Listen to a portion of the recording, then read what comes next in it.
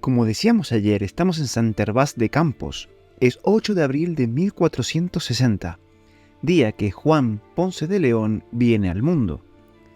Gracias a su ascendencia noble, fue paje de Fernando el Católico en la corte del rey Juan II de Aragón, y desde muy joven sintió la llamada por la carrera de las armas, a la que se unió y sirvió durante 10 años.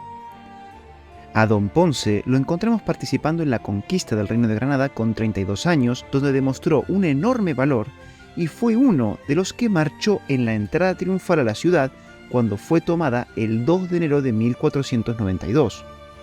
Por aquellos días, otra persona también se encontraba en la ciudad andaluza, una persona que cambiaría el destino de muchos españoles, incluido el de nuestro protagonista, Cristóbal Colón.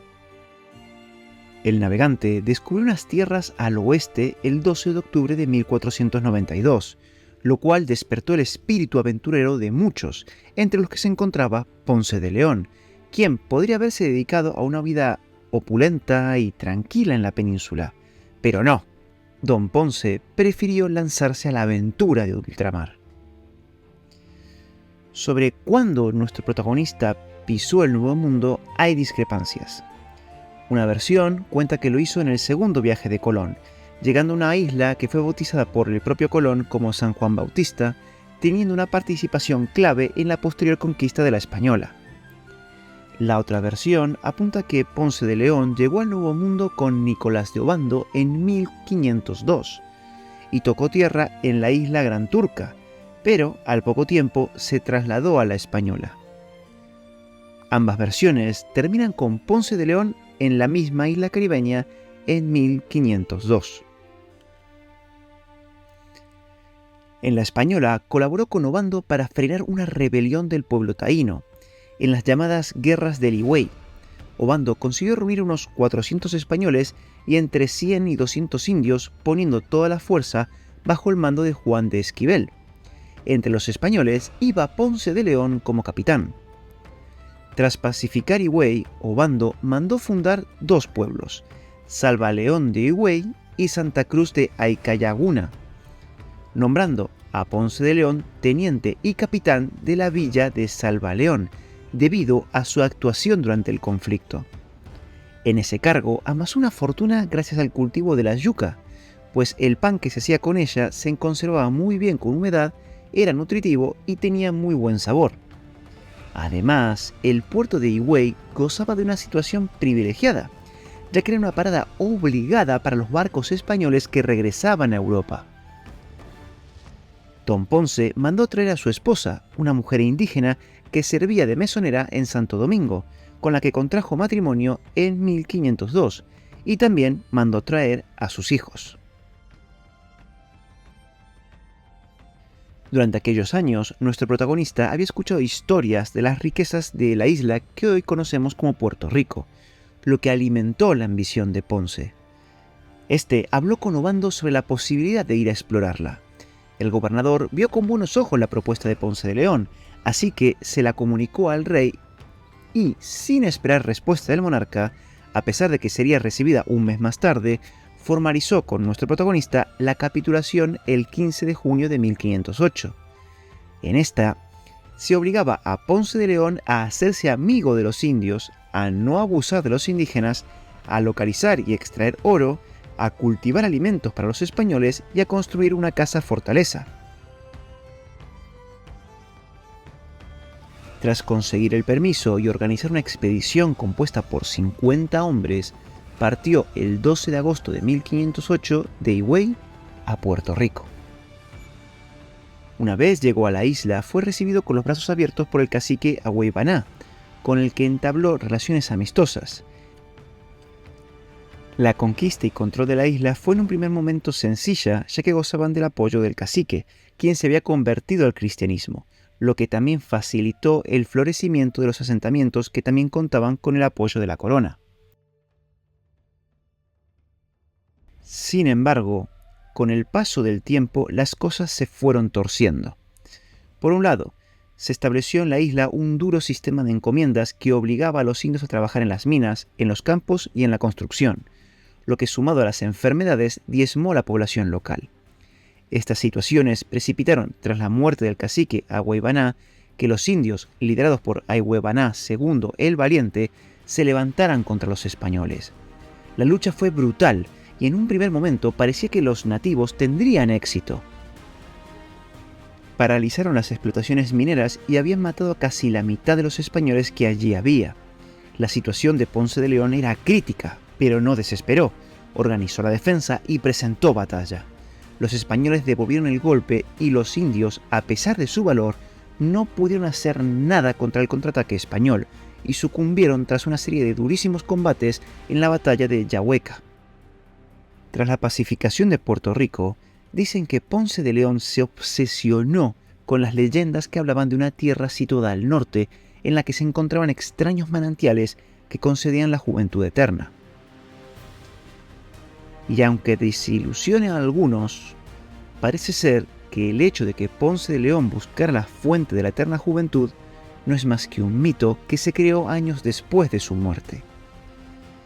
Parece ser que la leyenda de esta búsqueda se la debemos a Hernando de Escalante Fontaneda, quien no solo se inventó la historia de que Ponce de León la había buscado, sino que él mismo la había encontrado. Parece ser que lo que realmente motivó a nuestro protagonista fue la noticia de que Diego de Colón había conseguido que se le retirara el cargo de gobernador tras presentar una reclamación en el Tribunal de Madrid. Sin embargo, las noticias del revés judicial no vinieron solas.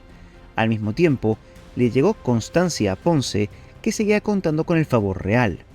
Fernando el Católico se lo demostró enviando 30 hombres, religiosos, ganado y caballos, y le otorgó a la isla su propio escudo de armas, el primero del Nuevo Mundo.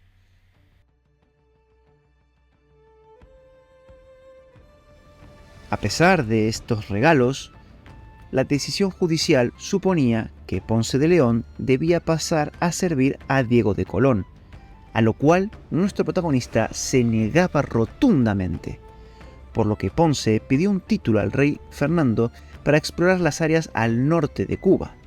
Dicho título le fue dado gracias a la intervención a su favor de Bartolomé Colón. A pesar de ser un hombre rico y tener más de 50 años, Ponce de León arriesgó toda su fortuna en una expedición en la que se puso a trabajar sin atisbo de duda. Equipó 2 naves, las cuales puso bajo el mando de Juan Bono de Quejo y Antón de Alaminos respectivamente. Ambas naves navegaron hacia San Germán, donde prepararon una tercera, el buque insignia, la carabela San Cristóbal. Finalmente, el 15 de marzo de 1513 partieron los 3 barcos. Navegando por las Bahamas, llegaron a la isla de San Salvador.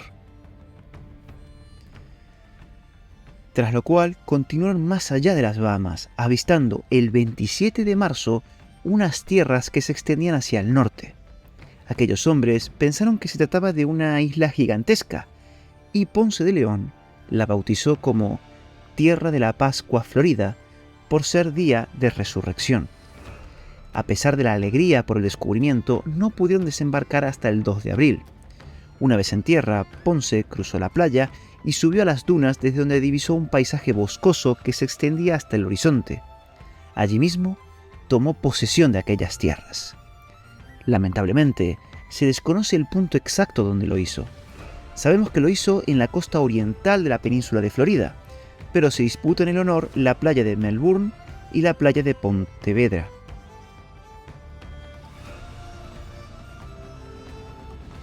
Después de la toma de posesión, aquellos hombres navegaron por la costa oriental hasta lo que hoy es el río St. John's.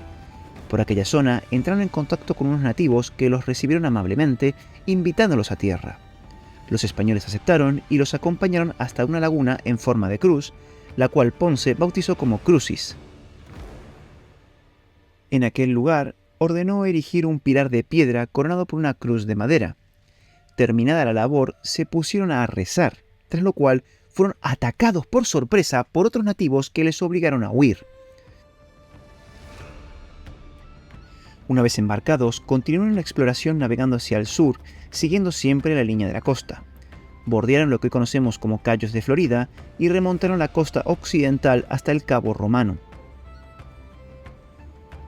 Durante la navegación notaron que las naves avanzaban muy lento a pesar de tener el viento a favor, como si el mar los empujara hacia atrás.